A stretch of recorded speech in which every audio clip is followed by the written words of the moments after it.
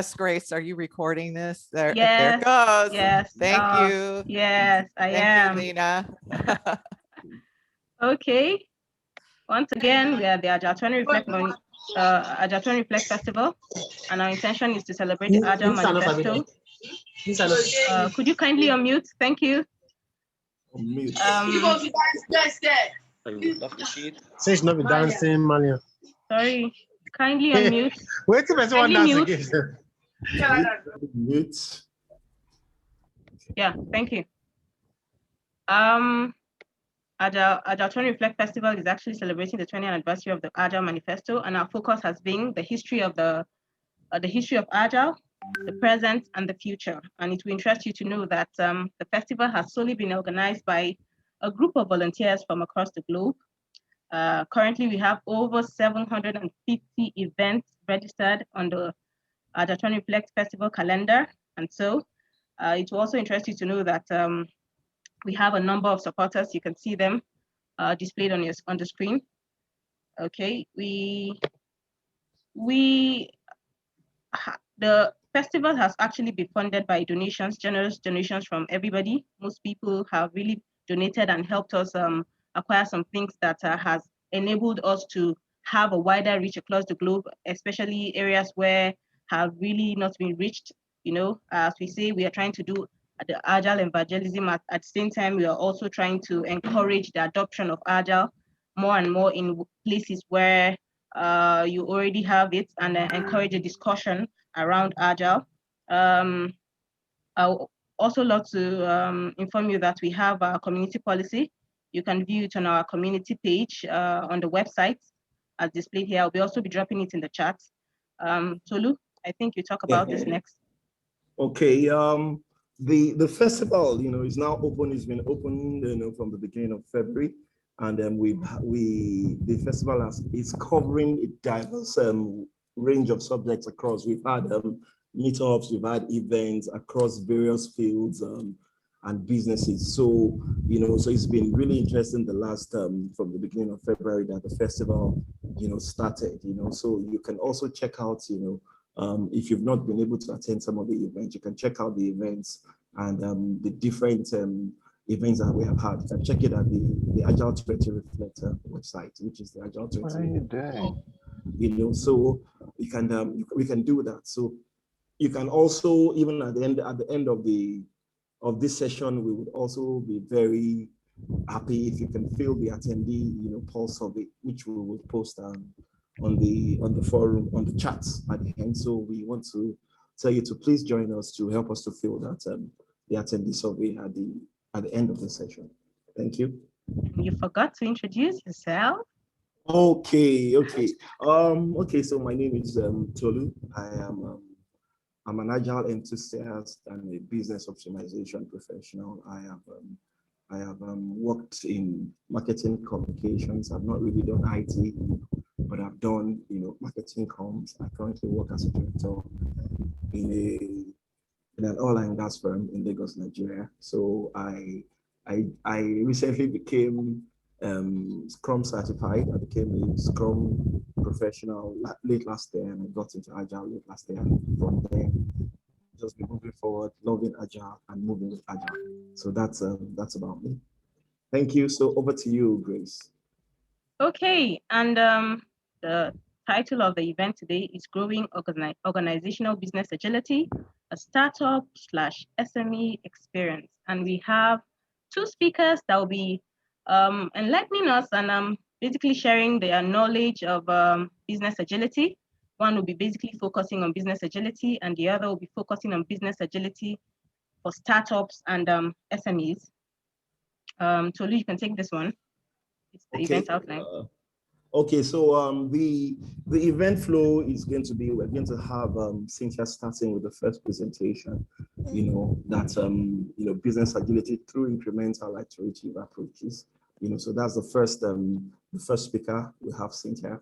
The second presentation will be by Nina, and it will be like Grace said, on business agility for startups and SMEs. And we will have a short music break. Then we'll have the panel discussions. We will have Olufunke Adio join us, for that panel discussions, and we would also be taking question and answers during that panel discussion. And You are in my face. we will then close. So that's the way the event is going to flow today. So we want to, that's how we will go. So Grace, do you want to introduce our first speaker? Yes. Okay. And our first speaker, as you can see, she has a speaker badge. Her name is Cynthia Khan. And as she says, wouldn't it be awesome if we take the essence of the Agile practice to apply to software development and change our approach to businesses and life in general? Cynthia Khan knows it's possible. For over 20 years, she's been helping software development companies apply Agile concepts to set goals, create action plans, achieve the results they want. Now, she applies the same Agile techniques and coaches businesses on how to focus on what's important to reduce overwhelm and remain competitive. Cynthia gives back to her Agile community by advising the Scrum Alliance certified Agile leadership team. Cynthia is a co-author of the GSD Scrum Handbook and co-founder of the Agile consultancy GSD Mindset. She speaks at conferences across the US. If you're interested in learning how she started to apply Agile practices in her personal life to become happier, check out Cynthia's TEDx talk on the TED YouTube channel. And I promise you, I've watched those and it's wow. So let's welcome Cynthia Khan for her first presentation. Thank you. And I'll stop sharing. Hi, thank you for such a great introduction. I know that a lot of people who are here are small business owners. So just before we get started, I know Mina has a couple of questions we've talked about we're going to ask, but could I just ask anybody, like under where it says more, you can raise your hand or something. So how many people here consider themselves either really new to Agile or they don't know anything about it? Like they would consider themselves newbies.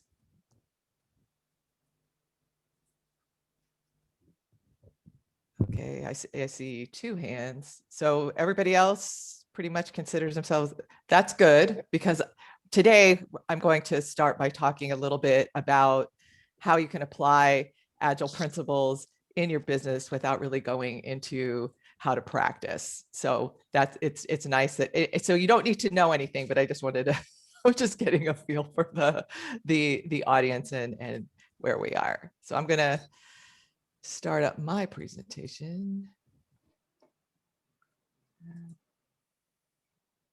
Oops, I forgot to share my screen before I did that.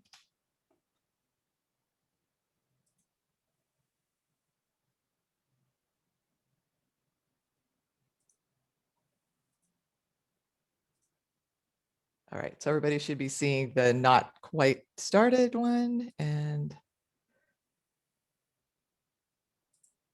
now it should be full screen. Do you see? So sounds like everybody's in the right place. This is what we're going to talk about, growing organizational business agility. I'm Cynthia Khan, and my partner in crime is Mina Van Kataraman. I have a company, GSD Mindset, and Mina works at a startup called Air.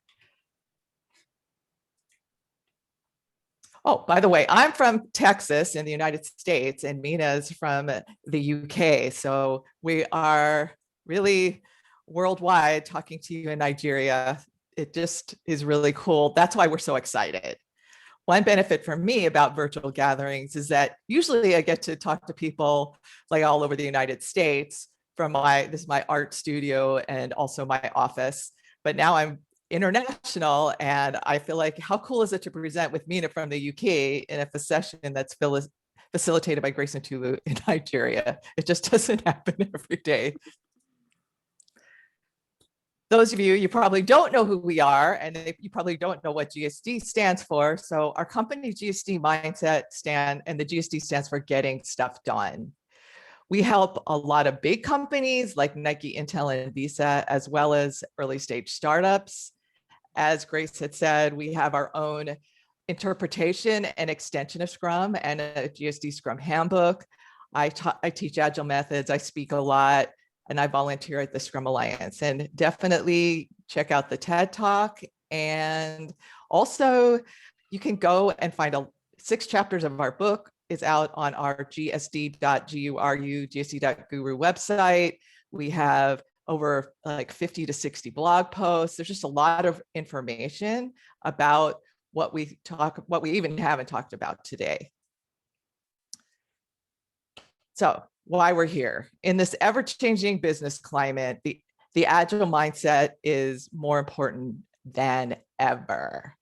Managers need to organize teams who can move forward with limited information and can recognize when to pivot so your business stays relevant and competitive. So in order to help with that, what we're going to talk about today is how to think like an agile manager, and I'll present a few business management agility techniques. And then Mina is going to talk about specific agility techniques for startups. And as we discuss these things, remember, it's a really important topic, but as we've learned, if you've attended any of these sessions, it's not what we're talking about is not one size fits all. So both Mina and I are making an attempt to be general and specific at the same time. Therefore, I'm going to be starting by presenting some basic agile management techniques, and then Mina is going to talk about how she's applied those techniques at startups she's worked with. Our traditional approach to business planning has been like constructing a layer cake. We complete one layer at a time before starting the next one. Like, well, you'll start out, you're going to go, oh, what's my vision? I'm going to plan for a year. And then I'm going to figure out what my KPIs are, my key performance indicators, my whatever your OKRs, whatever you call them, how am I going to measure my success? And we develop metrics, and then we make a quarterly plan, and then we execute, and then we take the stats and we roll them up. And that probably didn't work that well before, but because world economies are in a flux and market lead times are shrinking, we really can't afford to execute to static business plans. It's time to really throw out the traditional paradigm and start thinking more with agility. So why change? The number one thing we learned from this pandemic is that customer needs change as quickly as our world situation changes. And with that reality, businesses need to be able to change quickly too. We can no longer wait until we have all the facts and we've gathered all the requirements and all the statistics to begin building and delivering new products to our customers that they may desperately need. This practice has even changed, if you think about it, the cautious pharmaceutical industry with the development of the COVID-19 vaccines. So to summarize, the reasons why we need to change is because basically our environment's changing, our customers' needs are continuously changing. And other things, like even with pharmaceuticals and whatever you may be doing, complex products that have long timelines to deliver have high risk. The higher the risk, the more it could cost you. So we need to deliver more frequently. We need the ability to pivot, and we need to start building a solution before we have all the answers. And at Intel and here in the United States in high tech, we call that shifting left. And we basically need to operate at the speed of business. There's 2 approaches to business development that help us adopt a more agile mindset. I had heard about incremental versus iterative, even myself as a tenured agile coach, but I was at a meeting and somebody presented this, and you can get these off the internet, just Google Mona Lisa, incremental versus iterative. Did somebody say something? Okay, by Jeff Patton. And this will come up and more information will come up, but I'm just going to tell you a little bit about it because this really set off some light bulbs for me. I'm sure you've all heard the terms, but you may not really know the differences. And that's what I like about this simple picture. It illustrates what's going on. So incremental is building something piece by piece and hoping all the pieces fit together and you create a beautiful masterpiece. So everybody, I was trying to do it, but I can't keep everybody's stuff muted. So I guess one of you guys will have to mute people. Oops. Okay, back to where I was. So instead of building piece by piece and hoping all the pieces fit together and create a beautiful masterpiece, we have to think more holistically. And that's where iterative thinking comes in. Iterative thinking is a more holistic approach. Think in terms of building an end-to-end working product from the very, very beginning. Then you iterate and refine it as time goes on. So I don't know if you've heard of Stephen Covey. He's a very famous author, but he said, begin with the end in mind. And this really is the best way to describe an approach. And another way to talk about it, Mina's going to take that further into the minimum viable product, but really look up Jeff Patton and his discussions on this topic. So the difference is, instead of thinking like a complete layer cake and starting with the vision and working your way through, you either build it piece by piece, which is incremental, or you start with a broad sketch or minimum viable product and refine over time as you get feedback from your customer. So this festival is about celebrating the 20th anniversary of the Agile Manifesto. And when the Agile Manifesto was written 20 years ago, the focus was to improve team performance. But in the last 20 years, the speed of business change has accelerated. And really, it's always been that the Agile mindset is required by all levels of management, especially executives who set the tone for an entire organization. When I gave my TED Talk 2 years ago, I explained my interpretation of the essence of Agile and Scrum and why Agile teams are so successful. And you can see in the background where I said, define what's truly important and needs your attention, focus on completing finished work rather than just checking off tasks on to-do lists, and recognize when to pivot to stay relevant and competitive. Since then, we still believe that, but we simplified the message to be focus on what's important, accomplish something now within a time box of like a 2-week sprint or 1 month. And this applies to both your business and your personal life. And then always take time to reflect on feedback and observation, so you know whether you should continue moving in the same direction or pivot. Now, all of that background brings us into the role of you as an Agile manager, because your job as an Agile manager is to create an environment where self-managing teams thrive. So instead of assigning tasks, Agile managers ensure teams understand what's important from both the customer and the executive perspectives, and then they allow their teams to accomplish what they need to accomplish without micromanaging. That doesn't mean you're not supposed to be managing, you're not supposed to micromanage. So you remember focus? Focus is the F from FAR. So that's your job, provide the focus. What should the teams be thinking about? Agile managers provide teams with clearly defined product goals, milestones, and methods to report status so everyone can receive the proper feedback. Then they step back and allow their teams to build their product. So you allow your teams to self-organize and accomplish. I mean, it may take a while to get your teams to be self-organizing, but the key is to give people the ability to make their own decisions to accomplish what they need to accomplish for you. And you as a manager have ways to measure whether you're meeting your goals or whatever. In the spirit of continuous learning and to keep the business competitive in a fast-paced marketplace, Agile managers regularly reflect on the product market performance, and that's the R from FAR. And they work with the executive team to improve management techniques, market analysis, and decision-making. That way you can quickly recognize when it's time to pivot. So I'm going to cover really quickly 5 Agile concepts that you've probably heard about, but maybe I'll talk a little bit about how to apply those concepts a little differently so you can run your business with agility. So how to better organize effective teams, rethink planning, execute in shorter business cycles, transparently report status, because transparency is one of the pillars of Scrum, at least, and to practice continuous improvement. So While the Agile Manifesto came, with the Agile Manifesto came the realization that software engineers can no longer develop products in isolated silos.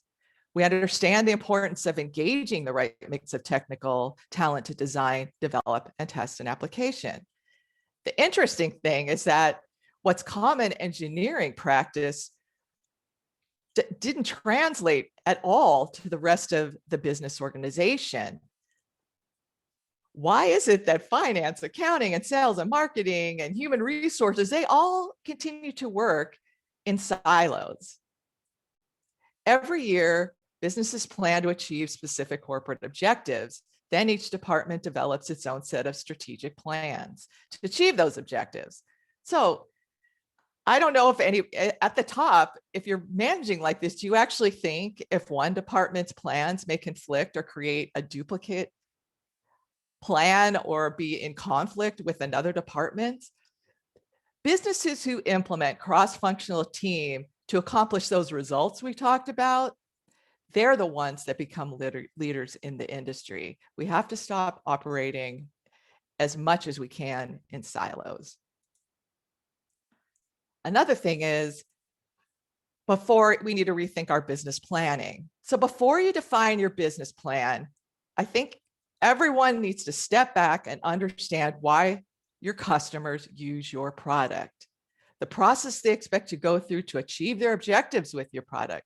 The number one thing when I consult is that people fall in love with either their technology or their ideas of the product or the statistics that they're achieving before and over their love for their customers. Somewhere along the line, we lose track of the fact that our product is for customers, not to make money, not to achieve statistics or whatever it is that a lot of businesses are thinking about. So this illustration is something from when I teach our class Scrum in a Day, and it's an example of how to develop a common mobile banking application. We created this plan based on the team's understanding of why customers use their app. And the accomplishments or features underneath are what need to be built to satisfy customers' demand. And if you think about it, mobile banking apps or any kind of banking app in general, they're very similar because customers come in and need to use the app for very specific reasons, like to check their account balances, to deposit checks, to pay bills, to transfer funds. And of course, they want security. So if you think about your product and first start with why customers want to use their product and any difficulties you think you need to fix with that product to make you more competitive, or anything that you think you need to add, or even if you're starting from scratch, again, Mina is going to talk about the minimum viable product, but this process of understanding why customers want to use their system and how they expect it to work is absolutely key. The other thing that we mentioned was reducing business cycles. So the sooner you deliver value to your customer, the sooner you can start earning money, or you can quickly pivot if you think you've made an incorrect implementation choice. Instead of quarterly reviews, if you started practicing reviews as part of your month-end closeout, then teams would be reporting status more frequently, and small problems could be addressed before they become big problems and the team misses a strategic milestone, which affects the entire company's ability to achieve planned objectives. Evaluating the results, remember transparency of concrete business deliverables, remember accomplish something now, adds transparency to this team status of their plans and strategies to achieve your corporate objectives. And if a strategy isn't working, pivot and try something else. If a team needs help, remember we've got cross-functional teams, reorganize and regroup. I think I've talked about transparency a lot, but I think it's really important to make sure that people are transparently reporting the truth to you so that you can make good decisions. So now that your team has focused and they've accomplished product milestones within a smaller business cycle, as part of your due diligence, you need to set up tracking tools that align with those milestones. So at the end of each cycle, you report and you absolutely, without a doubt, know where your business stands in relation to where you plan for it to be. Another thing that comes from Agile practice is the concept of retrospective and continuous improvement. So in addition to transparently reviewing your status, you should also really take a time to step back and reflect, the R in FAR. Based in Scrum practice, retrospective is time for reflection on what went right and what you should continue doing, and what's not going so well and what may need to change. You don't have to change it all at once. That's the nice thing about having shorter business cycles and multiple retrospectives throughout the year. You don't have to change. You could try one or two things and then see if that works, try one or two things, or keep going in the direction that you've pivoted to. So you really should conduct a retrospective, say that 10 times quickly, at the end of each business cycle. Identify and incrementally make small product and business process changes before small changes become big impediments. That way, teams are empowered to make their own choices about how they work together and work better together. So let's summarize the Agile mindset for managers. We must lay the groundwork to create an environment where agility becomes normal business practice. We need to train our employees and provide them coaching to ensure our teams understand what it means to be Agile and know how to practice Agile. We need to establish business priority and communicate that priority to everyone. We need to organize teams in such a way that they're focusing on the right features and they accomplish what they need to accomplish. We need to monitor results through meaningful metrics, transparent metrics, and reflect on where the entire business in relation to where it needs to be. That way, we recognize when it's time to pivot. Most importantly, as managers, we must acknowledge that the success or failure of attempts at business agility lies with us. So, last slide. I know that we presented a lot of information today, and I realize that information doesn't create transformation.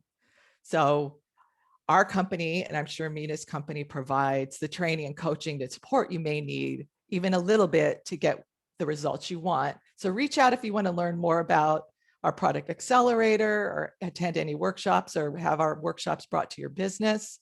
If you need a copy of these slides, email me. When Mina does hers, email her. And to further explore the FAR for personal agility, we also are doing an Agile 20 Reflect session called FAR, F-A-R, on February 23rd, which I think is Tuesday, just a couple of days from now. So now it's time. I think we'll take some questions. I saw some people had raised hands before Mina talks about business agility for startups. I just want to thank everybody for having me here today, and I hope this helps. That's it. Oh, thank you so much, Cynthia. Thank you so much. Lena has a question. You raised your hand. Could you kindly unmute and ask? Thanks, Grace. Thanks, Cynthia. It was really beneficial. And we're attending the FAR personal agility. We had this scheduled for ourselves and the company. One question though, regarding, you mentioned around the retrospective. So in Agile, or mainly I'm speaking from a startup perspective, we have lots of documentation happening.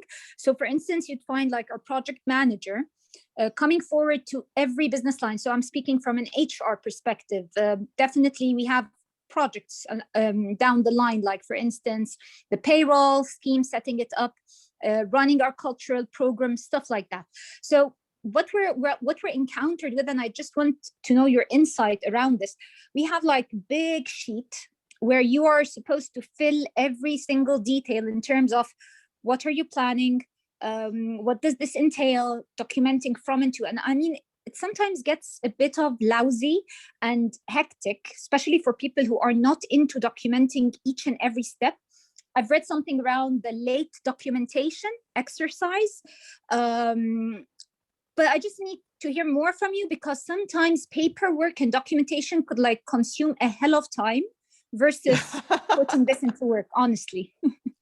Right. So I showed the one slide where it was like understanding basically, and we don't really go into a ton of detail on Tuesday, but if you reach out to me, the whole thing about goals, like what are your goals and the accomplishments that you need to achieve those goals. And then if you're actually having any kind of Kanban boards or whatever, then the little cards that you make are around those accomplishments. So I think you're going too deep in what you're tracking. So what you need to do is try to figure out a way to represent it at a much, much higher level. And so what a project manager is working at a team level. So at a corporate or like a department level, even at a startup, if you have 10 teams, you can't be going through the complete detail, right? So you really need to understand what's their team goal? Like, what are they focusing on? Like maybe this month or this quarter, and then have them report on those specific accomplishments that you as a manager up here want to see. So everybody takes it a little lower, just kind of like you're doing in a regular environment. But the key is not for you as the VP of HR to be reading every project manager's detailed status report. That was the whole key where I talked about transparent reporting. Figure out a way to roll up the information so you know where you are in relation to where you want to be, and you're not reading every little story, like the status report, the sprint, like usually like you do a sprint report, we closed 10 stories and then we carried over 3, and that you can't expect of the VP to do that. And I wouldn't expect you as a department head to do that. So that intermediate step, when we're doing software training, we call it the epics in Agile or Kanban or whatever, or Scrum, the epics and the components that we need to build to accomplish those epics that easily translate into the goals for the department and what major accomplishments we want to achieve, and have people report to them instead of a detailed status report. Does that help, Lena? Okay, thanks. Okay. Thank you. Thank you very much, Cynthia. Yeah. Sorry. After Mina's presentation, we'll be having a roundtable, so you could ask as many questions as you would like. Tolu, can you kindly introduce Cynthia? Sorry, Mina. Okay. Okay. My apologies. Okay. Okay. Thank you, Cynthia, for the expose, for the wonderful session. We will be going into the second session now, and taking the second section will be, maybe I need to say that 20 times. Is Mina. I think I have a problem with pronouncing the surname, so I'll just stay Venkatraman, so it's okay, don't worry. Venkatraman. Yes. So you're welcome, Mina. So Mina comes with a lot of experience in Agile. She used to be a skeptic of Agile, and until she became an advocate of Agile. She is currently she's an Agile lead delivery at Are. It's a pioneering data and technology startup. It was founded in 2014.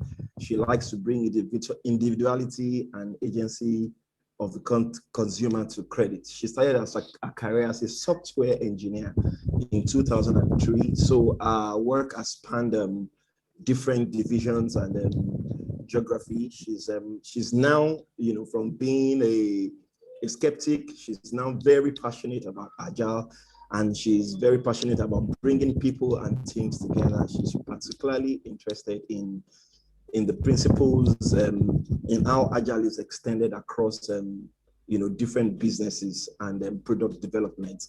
So she's an avid learner, and she's also an environmentalist. So let's welcome Mina Venkatraman. So Mina, you have the floor. Thanks, Tolu. Thanks for that introduction. I'm going to quickly share my screen. I think there's a few people waiting to be admitted. I was admitting them, but I'm going to hand that over to somebody else now. Okay. Okay, so just sharing my screen. Can you all see my screen? It's come up? All right, great. All right, thank you for that introduction. And Cynthia, thanks for setting up the stage so well. That was an excellent introduction to business agility using incremental iterative methods. And it's evergreen stuff. You can always revisit it when you need to introduce agility. And that was an excellent introduction. Thank you. So what I'm going to do is I'm going to dive a little deeper into what I think business agility looks like for startups. I'm an Agile coach. I work at Air. We are a startup. I've been here for 2.5 years, and I've had loads of learnings in this space. And based on those, I'm going to share what I think business agility looks like for startups. So before we begin, I just want to ask you all a question. You can either use the thumbs up button or raise your hand button, or you can use chat. But just to get a sense of the audience, how many of you work at a startup or are related to the startup space in some way, like you're planning to start something up? Cool, there's a few hands up. All right, so some of you, all right, great. Okay, thank you for that. So I'm going to start by sharing some stats about startups. In the screen in front of you, you can see startup numbers broken down by country. And you'll see here that the United States has the largest number of startups, followed by India, and then the United Kingdom. But if you zoom into Africa and Nigeria in particular, you can see that there's over 700 startups, quite a large number. So it's fair to say that the scene has exploded in recent years. And startups are clearly very, very important. And the reason for that is that they drive change through innovation, creating jobs and thereby fueling the economy. But what exactly is a startup? Is any small business a startup? Like if I were to start a restaurant up down the road, would that count as a startup? What do you think? If you can use your chat and just respond to my question, it would give me a sense of what people's thoughts are there. Sorry, I lost my window a bit.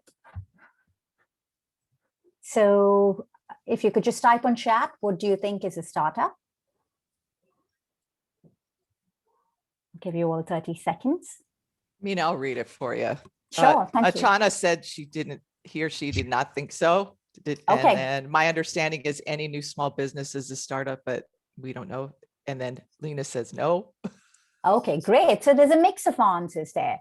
So I can dive in and tell you what I think. So the answer to if a restaurant down the road is a startup is no, because essentially there's some features that a startup has. And one of it is that a startup is trying to solve a problem that's never been solved before.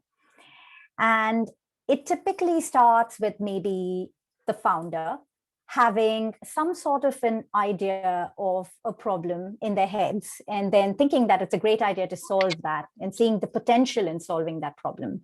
So this brings us to a very important concept of value hypothesis, which is that product that they're trying to build really of value to existing customers or to a market? So in some sense, a startup is essentially an experiment. It's a business experiment. And we don't know the answer to this hypothesis. We don't know the answer to if this experiment will work or not. And because of this, startups operate in an inherently uncertain space. And because of this uncertainty, they also have a very high failure rate. A quick Google search will tell you that over 90% of all startups fail. So 9 in 10 businesses fold up. But why?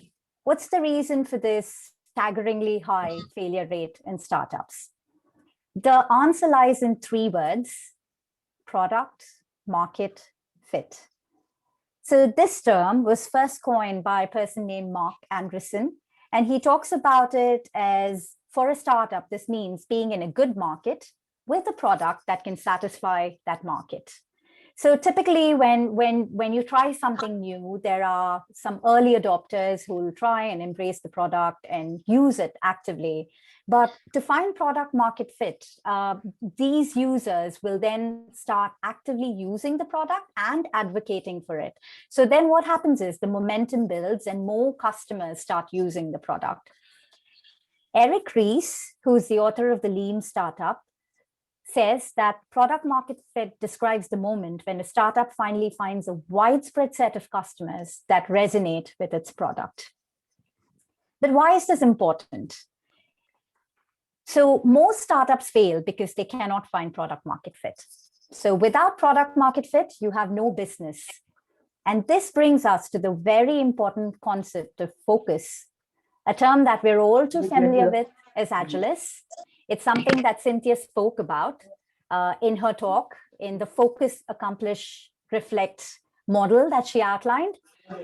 Clearly, focus is very important. But if you think of a startup, the term focus takes on a whole new meaning, and that's because of this need to find product market fit.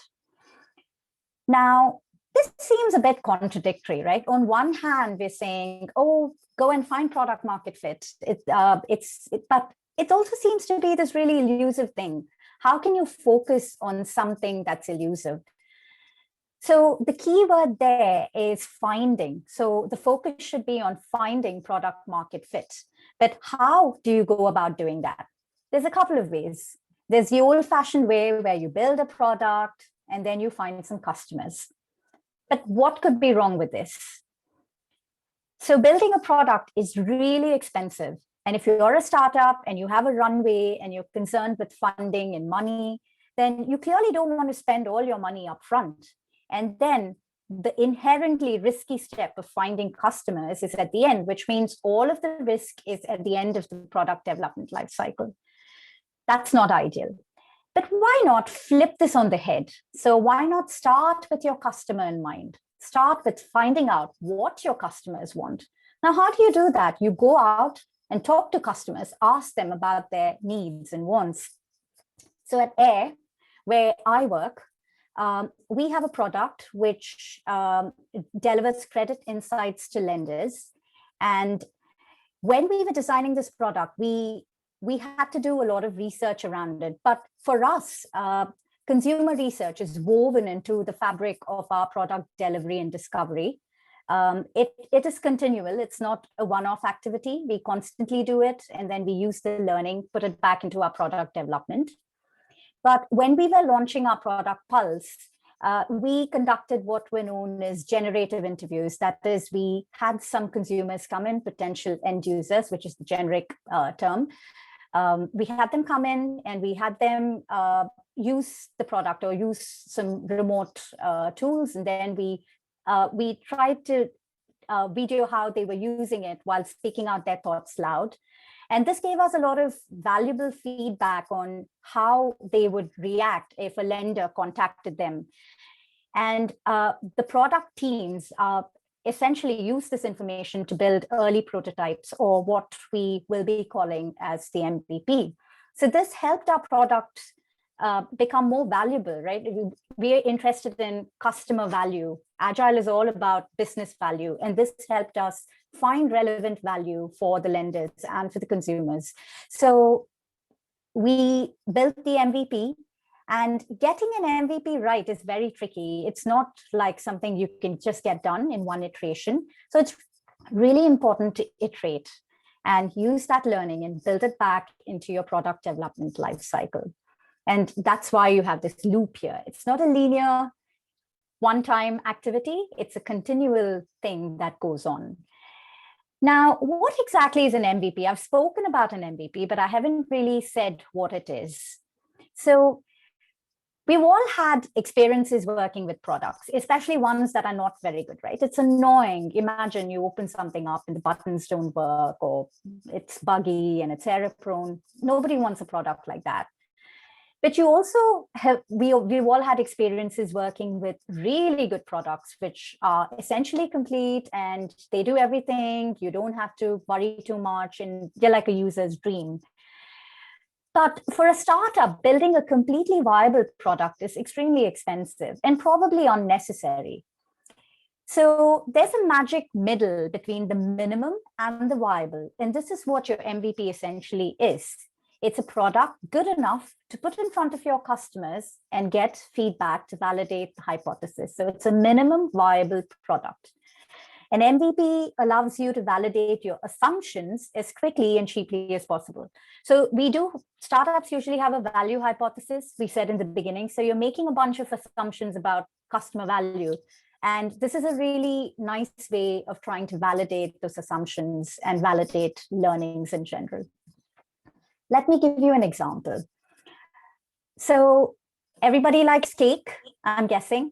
So, if you were to go to a cake maker and maybe you want to order a wedding cake, let's say, what would the cake maker do? Would they put a full wedding cake in front of you to show you what it's like? They might show you pictures. They might give you samples of cake to try out. And based on this, you would be able to make a decision on what kind of cake you want without actually trying the full thing. And for the cake maker, it surfaces valuable feedback.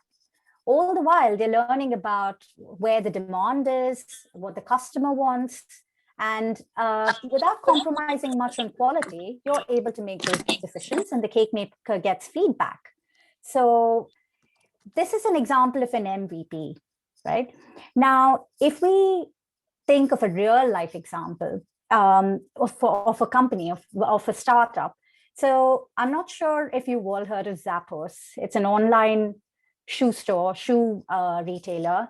And their MVP was essentially a website where they put up pictures of shoes. And they didn't have anything behind that. Every time a customer would buy a shoe, they would manually check it out from their warehouse and ship it to the customer.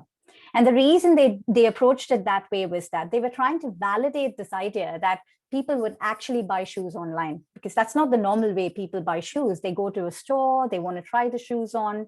So they were trying to validate this hypothesis that people would actually buy shoes online. And this approach actually helped validate that hypothesis. And then they went on and they built the full thing. So that's an example of MVP. Now, when you're doing your MVP, there might come a time when things are not quite working. You would have had a few iterations and you would have learned that maybe there's a change of strategy required. And that's what's called a pivot. So it's a change in strategy based on feedback and learning. The mission might stay the same. Groupon is an example. Groupon started as a website called The Point, where they were trying to get people together to across a common cause or goal, but that didn't quite work out. They didn't get customer traction. And one day somebody used the website to get a group discount for a bunch of users or for a large number of people. And so they pivoted and they made this the central idea of what the product's about. So here, their mission didn't change. Their vision of bringing people together was still the same, but how they accomplished that mission changed a bit because of how they approached their product. So there's a lot we've covered, I'm conscious, and you must all have a lot of questions. If at all you would like to ask me anything after this talk, here's my email ID and you can reach out to me. I'm happy to share slides with you, but I'm going to hand back to Grace because I think there'll be time for Q&A. So over to you, Grace. Oh, wow. Thank you so much, Mina. Oh, I don't know, but for me, I didn't want the sessions to end. For me and Cynthia, like I'm learning so much. Do we actually have questions? For me, this is such a great learning for me. We could type our questions or unmute, but I know we've sat for a bit listening to Cynthia and Mina. So if we could just go on a music break, if that's okay, so we could stretch a bit. Oh, and get our questions ready, right? Just for a minute. And so I'll be playing Playing for Change. I think it was one of our theme songs for, sorry, stop sharing, not here. It was one of our theme songs for the festival. I hope I'm sharing. No, I'm not. Okay.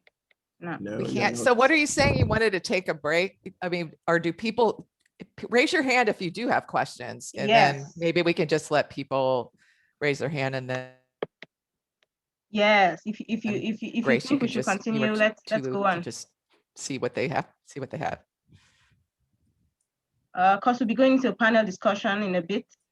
Well, if you're okay, we could go on and then play the music afterwards. Well, I'll be, yes, Cynthia. Yeah, I'll be introducing one of the panelists. She is Olufunke Adio. Okay. Sorry, just a bit. Okay. Olufunke is fascinated with the concept of human behavior, motivation, and productivity. Aside from being a certified management trainer and growing a career in human resource management, her extensive experience in personal and enterprise agility, behavioral models have been invaluable in assisting individuals and organizations to identify and curb behavioral obstacles to the achievement of their set objectives. On account of her background in HR, she has a strong understanding of organizational systems, of how organizational systems work along with their impact on people productivity. Through effective learning and coaching interventions, she's committed to partnering with her clients in resolving their organizational challenges and promoting optimal results in the workplace, especially as for modifying mindsets and fostering a highly critical learning and growth culture in an era of disruption. Well, I love that, in an era of disruption. Okay, could you just wave? Olufunke, are you there? Hello, hi, everybody. Okay, I'll stop sharing and you could, Here is Olufunke. We have an all-woman panel. In Nigeria, there's a saying that women know how to do business better. And so maybe women are great savers. They are great at businesses, especially small scale and medium enterprises. I'm not downplaying the woman's ability to run big organizations, but we really do well at starting organizations. And so it's no surprise we have an all-woman panel, but you can as well join the conversations. We welcome your questions, and they're all experts in their field. And so you could begin to send in your questions, or kindly raise your hand, and we'll ask Tolu can read through the chat and read out your questions. Tolu? Okay, yes, I'm here. So if you have your questions, please put it on the chat or you raise up your hands and we'll take the question. So maybe I'll start with a question that I want to ask. You know, given maybe I think Cynthia or Funke may be able to just do this. You know, you're looking at you know, from like the environment that we come from. Like in Nigeria, for example, you have an environment that is constantly, you know, changing, you know, basically because of maybe government policies, you know, that affect small businesses and startups. An example is most recently, I think early last year, you have these, you know, the bicycle business, you know, that you have registered businesses that were doing, you know, hailing transportation businesses with bikes, but and they were doing well. It's like Uber, but instead of using cars, you use the bicycle, you know, to commute instead of Uber because of the traffic situation in Lagos. And before you know it, the government comes out with a policy that just banned, you know, some of these bike companies had gotten investors. Some of them had raised almost $5 million, you know, to invest in the business, and the policy just came. And, you know, and before you know it, the business was dead. So we're like, you know, for given that kind of environment that we have, you know, particularly in Lagos, Nigeria, how do you cope, you know, as a startup, as an SME? How do you constantly adapt, you know, how are you able to adapt, you know, to that, you know, environment, apart from, you know, like you said in your presentation, Cynthia, that, you know, customer needs are always changing. So you have to adapt. So what about government policies that just affect and can really run you out of business? So that's my question. I can actually answer this question. So I spoke about consumer research. So the startup I work in, Air, we don't just do research into consumers. We also have to do a lot of industry research because it's highly regulated, our industry, and we need opinions from a lot of experts, and we have to use that research into building the product. So that's another kind of research that that startups need to do, especially if the environment is volatile. And we have this thing called Air Fellows, where we have some people who are experts in their respective fields who advise the startup, and they work with us. And this helps surface valuable information. So the key point there is that there's multiple levels of research, and the iterative, incremental, experimental approach works here as well. But yes, it's important that that is represented in your research. Cynthia, do you have anything to add? Well, I mean, unfortunately, it's kind of difficult to understand your government situation, but where, like, if people need bicycles, why would you put fines on bicycles? But I think just like with, I mean, this takes you back to your general business strategy, which is your risk. And of course, maybe you thought it wasn't a risk, but one of the things, like, I'm also a PMP, so one of the things, you know, you learn when you're doing advanced risk management, of course, we're just talking about execution, not like starting up and actual everything that's before or higher than actually executing is understanding the risks and what you think the probability of that risk is, and then what happened, and then what is the trigger, like the government's going to change this, like we have a risk of this, what is it that we're going to do? So the key is not that Mina nor I can come up with an exact example unless there's some way that you can, it's safe to walk, safe to take public transportation. So what is it that happens? Of course, things can break down. Like here in Texas, we had horrible weather for a week that people weren't ready for. And so that's a disaster. And so there's government things and there's natural disasters. But in general, especially if your core business relies on something like a bike, even as simple as a bike, understanding the risks and what you would do if anything was taken away from you, that is your most important asset. And I mean, Mina and I can't tell you that, but the important piece is risk, probability of that risk, the event that's going to cause you to recognize that that risk has even happened, because sometimes people don't realize before it's too late. Like Tulu's one is a really specific one, but there's little things that are nuanced that you really ought to think about to kick off a change. And so that's, I think, what I learned, at least from advanced risk management when I was doing just general project management. But I mean, honestly, running a business is more than just the agile mindset, right? There's a lot of things that you have to think about. And if you haven't taken into account at least some of the top 5 risks, that's why a lot of times people will say, if your business is like more than 40 or 50% one customer, you really need to assess your risk management and what would happen if that customer left, or how you're going to mitigate or minimize the impact of that risk, which is most people like getting more customers or things like that. So do you have anything else to add, Mina? Because it's really important to know that having an ad as well, if you don't mind. Olufunke, yes, I was going to throw the question to you too, because you really understand the context. Okay, Mina talked about research. Yes. Cynthia talked about risk. Yes. Can you understand the context? Yes.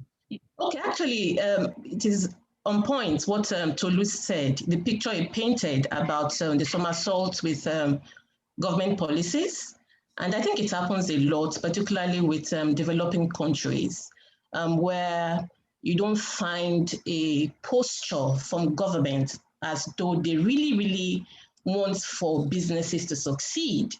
It is one thing for political office holders to come and promise heaven and earth when they are looking to secure government positions. But what we find in reality, excuse me, in Nigeria, for example, the example that Tolu gave about the go-kada, that's actually the business that ran aground. And it's just one of the many, many examples. One of the more recent ones happened to be with the shutting of the borders, okay? On the one hand, it was as though the country was meaning to have food rice production, to grow within Nigeria. But how many months, about almost a year down the line, it's now coming to the fore that really there's some confusion around the purpose or the intent of government in that regard. So to add my voice to this question of how SMEs or startups can actually thrive, regardless of this governmental policies and all of that, I would think that a great deal of resilience is required if you must, must work in an environment like this. Absolutely. And speaking to what Mina and Cynthia already said, they are so on point. You absolutely need to do your risk assessment, and then, of course, just being able to calculate the costs overall. What I would also like to add to that is just to have multiple strategies that you can work around, okay?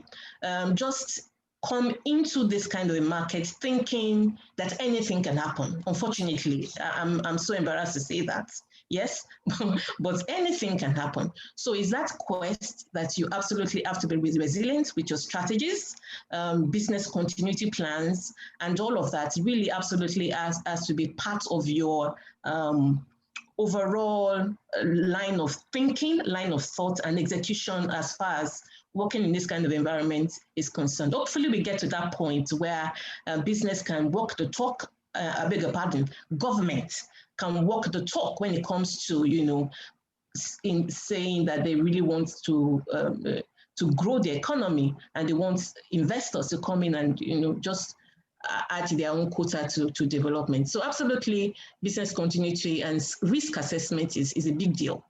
It's a big deal. Okay, thank you, Funke, thank you, Mina, and thank you, Cynthia.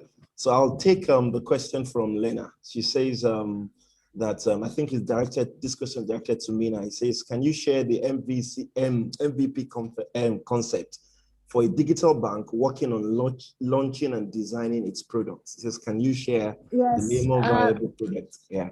Thank you very much. So MVP as a concept, Mina, very well understood, and you simplify it honestly. But the thing is, for instance, we're launching our digital bank, and I know that our bank, and I know that online we have our product owner, and we have also our loyalty and rewards manager attending. But the thing is, what I want to understand, or maybe give an example in terms of going out with products like current account, the credit lending, loans and stuff like that. How can an MVP really work here? Do you mean I go with a basic product?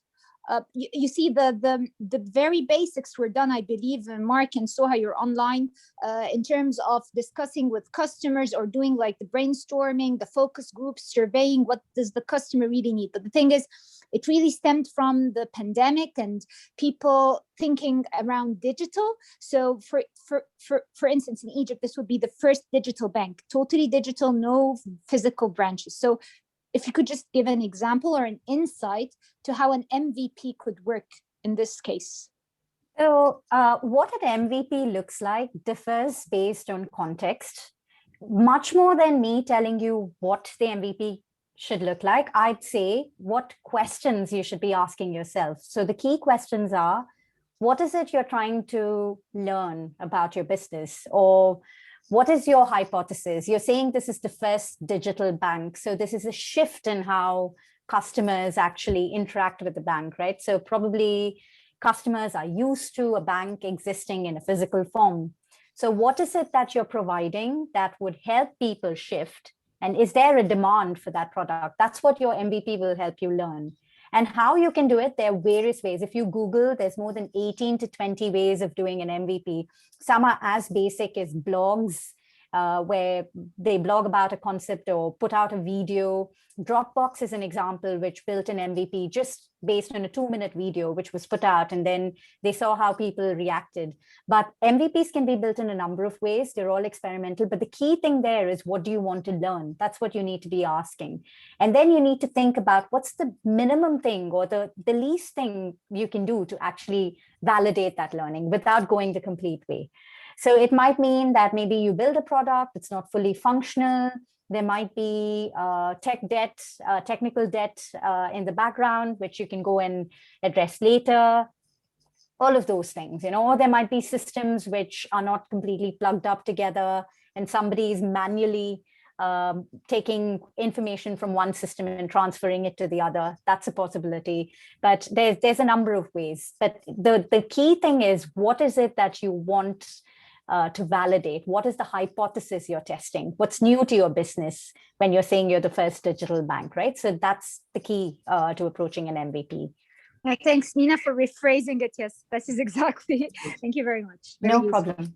I mean, I can give you an example from one of the classes, like I have a bunch of them, but to build on to Mina's point, which is super, super important, the hypothesis, but to get to that hypothesis, you really need to understand. So right now, like there's stuff that, at least in the United States and probably in the UK, I'm not sure about where you are, but that you can already do. So what is it, the most important reason that you think that's going to give you that competitive advantage? And so I'm going to share my screen one more time and take you through like a class. This is like, let's say you were building the very first just regular mobile banking. This is awesome. Thank you. Okay, hold on. So here, I don't even know which class this is, but so this is, I have a million of these, but basically, what is it, like if you were starting from scratch, what is it that people want to do? And almost every time people say they want to check the balances, they want to deposit money, they want to pay bills, they want to transfer money, and they need it to be secure. And then what components need to support those features? And you can see here, I want an account summary and all of these things, right? And look at all the security that they want, and here's how they're going to pay bills, a whole bunch of stuff. And then you're like, okay, these are great. Now you're the product owner and knowing your customer, what is it that you think will give people the confidence to use your product and will satisfy their needs to the point where they'll change banks to use it? And so every time you teach the class, you may get a lot of these same features and components that people want, but it's when they say, what is it that you need, that you want to build in a quarter? Like, what can you get done in 3 months? Because you need to get that out the door and get feedback, exactly like what Mina said. And so it's always like security takes up a lot of that. So when you're putting together, Lena, a minimum viable product, you have to think about holistically what's going to build a product. And so they take it from here. And this class took it to banking credentials, a customer account maintenance, and some kind of login. And the important thing that they thought was that people would want to see their money.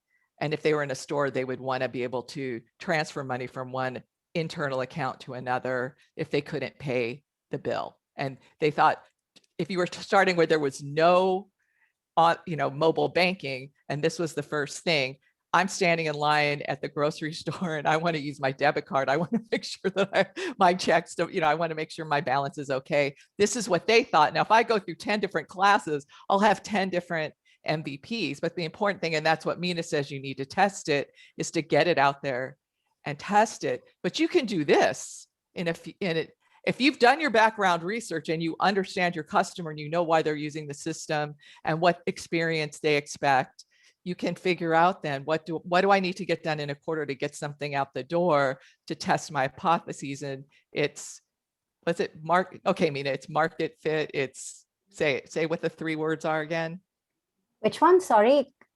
The 3 words that you said that product market fit. Yeah. But you can't validate that unless you have an MVP. Yes, so correct. Lena, does that help? I think it was Lena's question, right? It makes perfect sense. Yeah, thank you. Thank you very much. Great. Okay. Thanks you. for that example, Cynthia. That was really good. Thank you. Thank you, Cynthia. Okay. Joanne had a hand raised before, but she's offline now. So, and I don't see any other question here. Does anybody have any other question? Okay, Osaru, can you unmute yourself and ask your question, Osaru? Okay, thank you very much.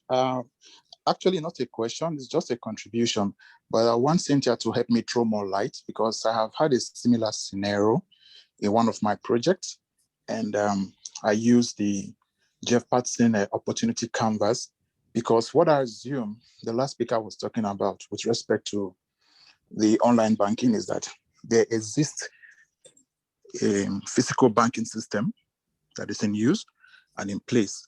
So the idea is to reach more customers, 24/7. In my role today, I've applied the Jeff Patterson opportunity canvas to solve a similar, issue. So I just want to confirm from Cynthia if that's the right approach or an adaptable approach. Thank you. Well, I'm not 100%. I don't know exactly what the opportunity canvas is, but if you know what features you want and what components you need to build, and you're tracking that in the opportunity canvas, then that would be a good approach. The thing that you need to understand is your customers. So if you're saying, well, we want to make remote banking, I mean, the number one thing is, do they have the cellular service that is going to make it so that this is even possible? That would be my first question. So I wouldn't want to build an app if I couldn't do that. So I guess you understand all the market statistics around it. And then the other piece is based on that. I mean, for me, my number one thing now in a pandemic is, can I deposit checks where they've raised the amount of money that we can deposit in a check? That's number one. But does everybody have a camera? Are people using flip phones? So you really, if you want to change banking, what change is possible? Because there's no point in building an MVP if people can't take advantage of your features, right, Osaru? So I think that's the number one thing, is like one of the things that I didn't make this up, somebody told me, don't fall in love with technology, fall in love with your customers, and don't fall in love with your product, fall in love with your customers. So it's always falling in love with your customers and truly understanding who you're bringing technology to and what can they handle, right? So I can't answer those questions, but those are the types of things. And Mina, you've done a lot more of this in a startup sense. So I think the research is very important because, what happens is you don't know who's going to be using your product. You know how banking is traditionally done, but it requires a change in behavior. So is there a specific customer segment you want to target?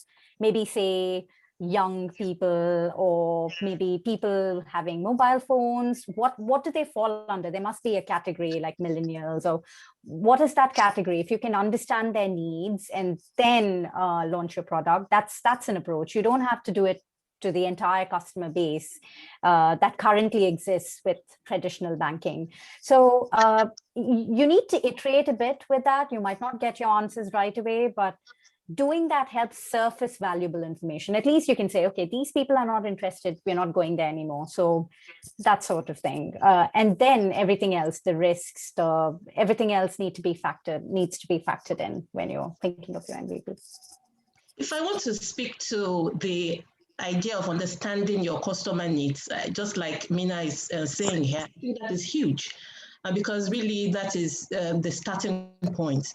So I had an opportunity to speak to a group of professionals just last week.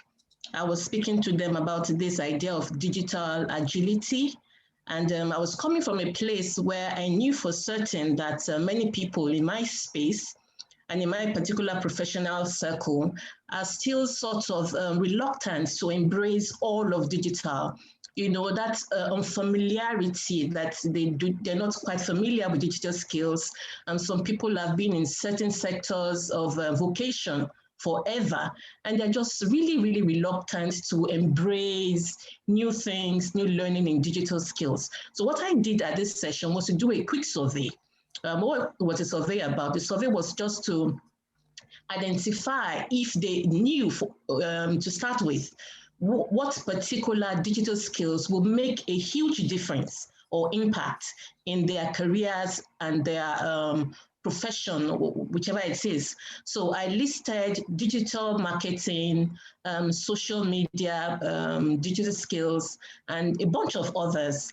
And then the feedback really was that all of the digital skills I had mentioned were, vital. That was the feedback from the entire group. About 63% indicated that all of the skills I had hinted in the survey were actually very, very relevant to the progress, or advancement of their vocations and their careers. And I did that survey really because of a product I'm meaning to push to that circle of professionals, or let me say, series of courses. Yes. So doing that, what I went on to do, or what I've already done, was to do video courses, what I would refer to my own MVPs, yes, not extensive. I haven't gone the whole haul in developing all of those courses. But what I am doing is to now push them into a wider group, take a survey, so that the feedback I now get from that survey, yes, would propel me to really meeting the needs of the, the professionals. So if they come across and say, okay, we need these particular skills, and I then go the whole haul, okay, to develop the course extensively and then deliver to those who absolutely need these courses. So again, identifying what the customers need before you go the whole haul is what this is all about. Okay, if I have a burning question in my I have a burning question. I think this session should not end without answering this question. There's a question on the chat, but I think probably you guys will take it last. But I want the three of you. I think there are a number of people here, or people that would watch this session on the YouTube channel, that are itching to start a business, do a startup. Referring back to your stats you displayed earlier, Mina, it caught my attention. Yeah. Nigeria is up there, and we have a lot of startups come up, and before 1-2 years, it's folded up. I saw South Africa, I think, is second in line. So what would be the pointers? What would you say to somebody that is thinking of starting a business? I'm sure quite a number of people here might want to start a consultancy, might want to start probably a service or product based, any of those businesses. What would be the pointers? What would you be telling that person as at now? What should they be doing? What should they be looking at? Mina, if you could start, then Funke and Cynthia could round up. So I work in a startup, right? So I'm with a team, and I wasn't the founder. So I can't really comment on what it would have taken to start something up. But as part of the team which has joined the startup, what I would say is that there is this uncertainty, right? And there is this need to constantly adapt, right? That's true of all organizations. Like, even if you find product market fit, you can still lose it. So we all have to always adapt, and that's something to keep in mind. But to think hard about everything fundamental, right? Like, what is the problem you want to solve?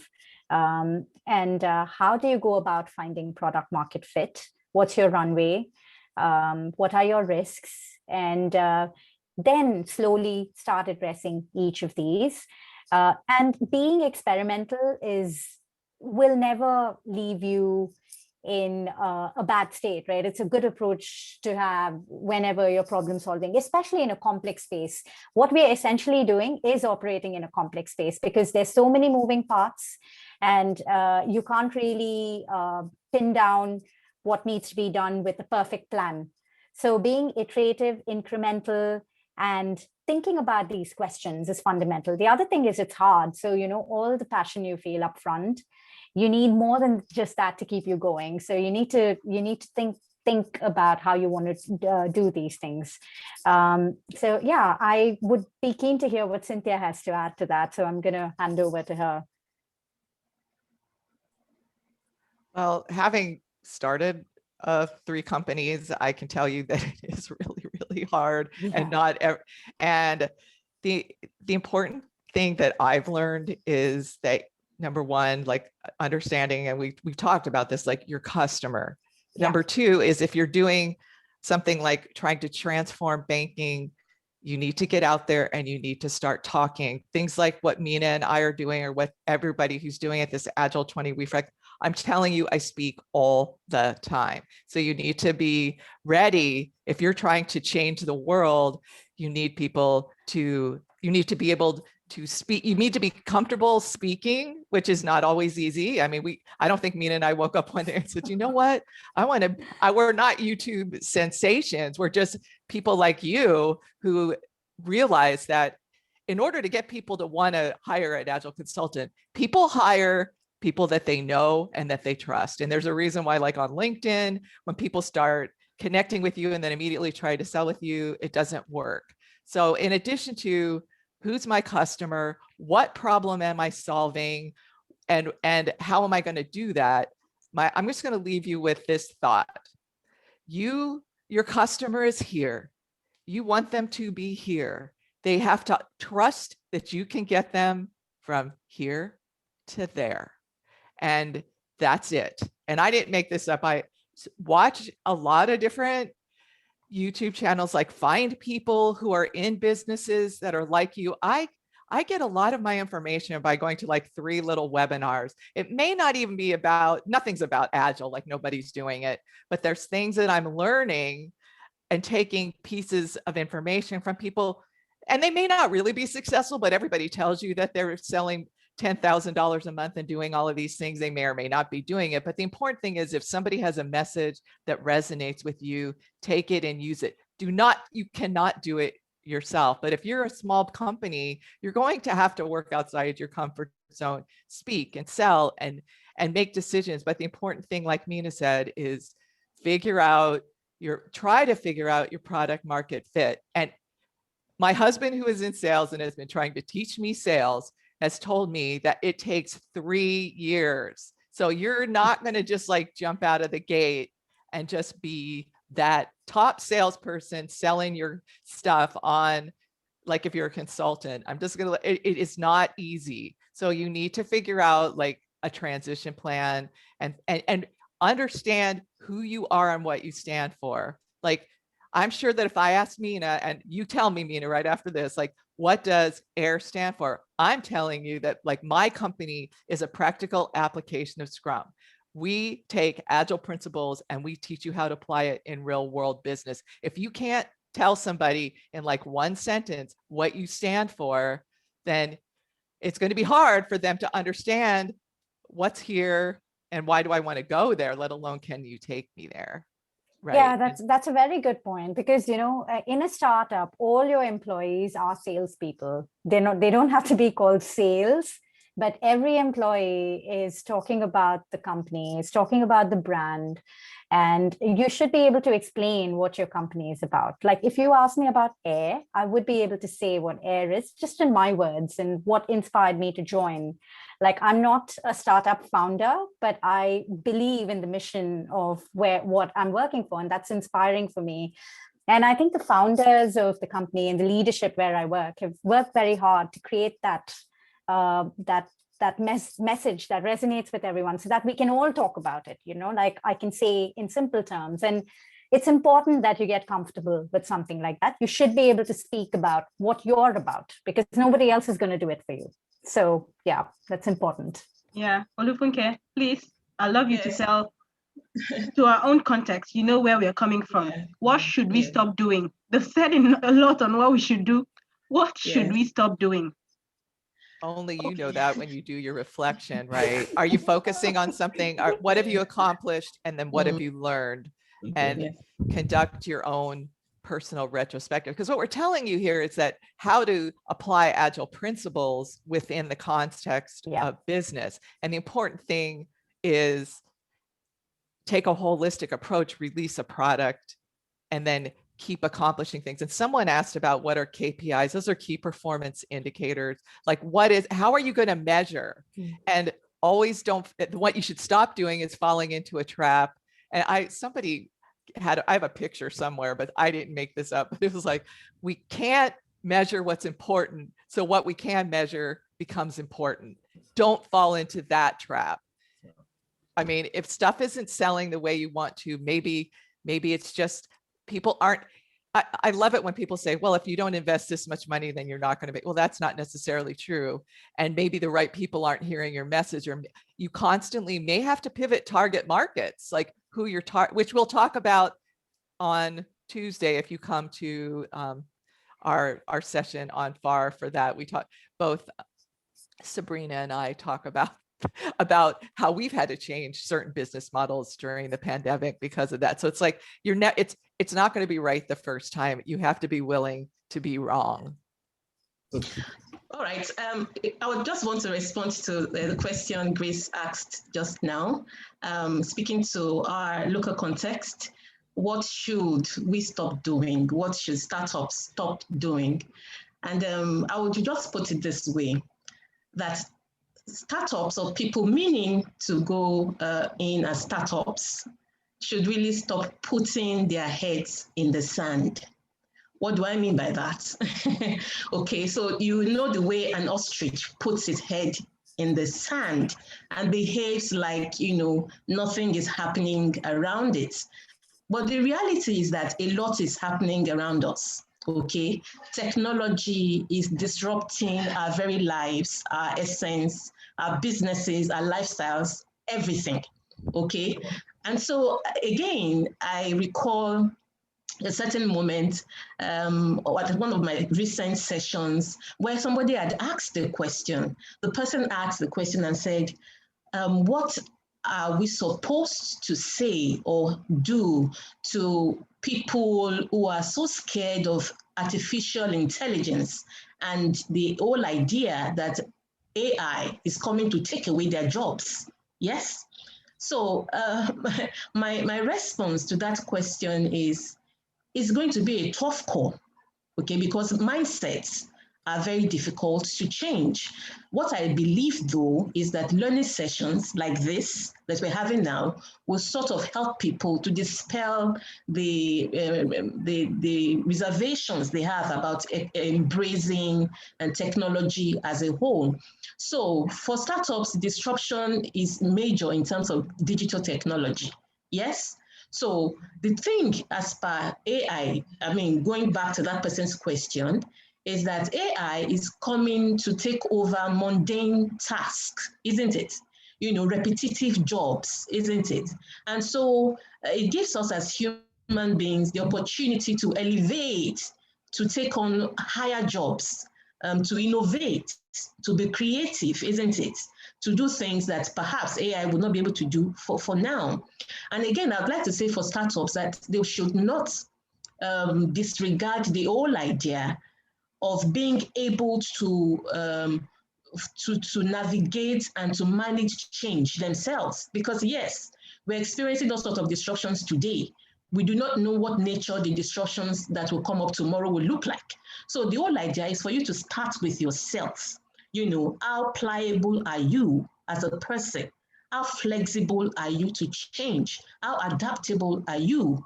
And then again, if you're hiring, it becomes important that you do not hire people who are rigid and fixed-minded. You want to hire people who are given to agility, isn't it? I actually spoke to this in an ebook I did a couple of months ago, how HR can help SMEs, yes, to grow their businesses. And a huge part of that is hiring right, hiring for agility. That's what I would say. So thank you, Funke. Thank you, Mina. Thank you, Cynthia. Thank you for all your submissions. It's been really an interesting session. Just my own takeaway, you know, which is something that Mina spoke to, which is one of the manifestos of Agile, which is simplicity, which is the heart of maximizing work not done. You know, so, and doing that, I think research just helps us to maximize the heart of work not done, because you can't spend the whole time doing things if you have not done research, and at the end of the day you will find out that you have just done all this work and you still have to go back. So it's been really an interesting session. Thank you very much. So Grace, your last words. Oh, our gratitude knows no bound. It's really been insightful. I can talk for myself. Tolu has said for himself. I dropped in the chat. We're really sorry. We are 4 minutes above our stipulated time. I dropped an attendee survey, poll survey. We would like to know how this session went. If there were anything that went wrong that you really didn't like, you could just fill the survey and tell us, and we'll make sure we improve next time on our next event. Our social media platforms, I just shared them. You could just click and follow us. It's at Agile Attorney Reflect. You could also hashtag my Agile Attorney Reflect on Twitter. I have, as a token of gratitude, added an attendee badge for all of you. Is a token of gratitude for coming. And, you could just brag about being an attendee at the Agile Attorney Reflect on any of the social media platforms, and encourage your network to also come and learn. This was all done for free, no charge, at no charge. Cynthia didn't charge, Mina didn't charge, Lufunke didn't charge, and so we're all here on our own evolution. So thank you most profoundly. I don't think this conversation has stopped here. We need to talk to really push this further. So it's really been great. Thank you so much. We love you sincerely, and I don't know if kindly unmute and just give the speakers and the panelists as a round of applause. Kindly join me. It's really been, if you love what they did. Thank you. Yeah, please. Thank you so much. Thank you. Do we get an obligatory picture for all the attendees before we leave? Oh, yes, we do need to. That'd be really nice. Yeah, that would be great. Yes. Let me put it in gallery view. And oh, great. Thank you so much for reminding me. No if you could just come on your videos, and then we take a shot. It's really quickly. Shot, yes. Just put on your video for a minute so we can take the shot. Yes, I've got you all. I'm going to get you again. Yeah, you're smiling. Okay, another shot. Let's have you smile. Oh, see the smiles. Thank you so much. Wow. Let me have another shot. Thank you so much. It's really been fun. Thank you. Thank you. Bye, everybody. 2. Thank you. There we go. Thank you Bye. so much. Thank you. We Thank love you. Bye. And we hope to see you at another event. So bye. Thank you. Bye. Bye. Bye, everybody. Bye. Thank you. Bye. Well done. Yeah. Bye.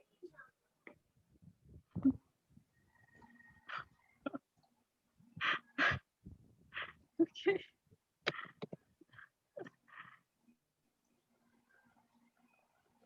Don't worry, you see the pictures at the closing ceremony. You see yourself displayed.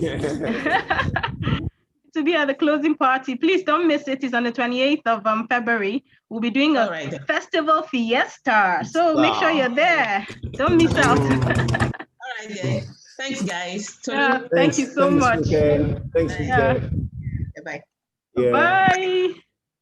Chioma, thanks for attending. Thank you, Chioma. Thank you, Yetunde. Thank you, Joanna. Thank you, Franca, Lina. Oh, Nana. Wow. Nana just came in. Nana, you're welcome at the end. Give it up for Nana. Oh, Yetunde. That's Tolu's wife. Yeah. No, that's my sister. Yeah. Nice to have you. Hi. You're muted. You're mute. You unmute yourself. Oh, nice to be here. Sorry.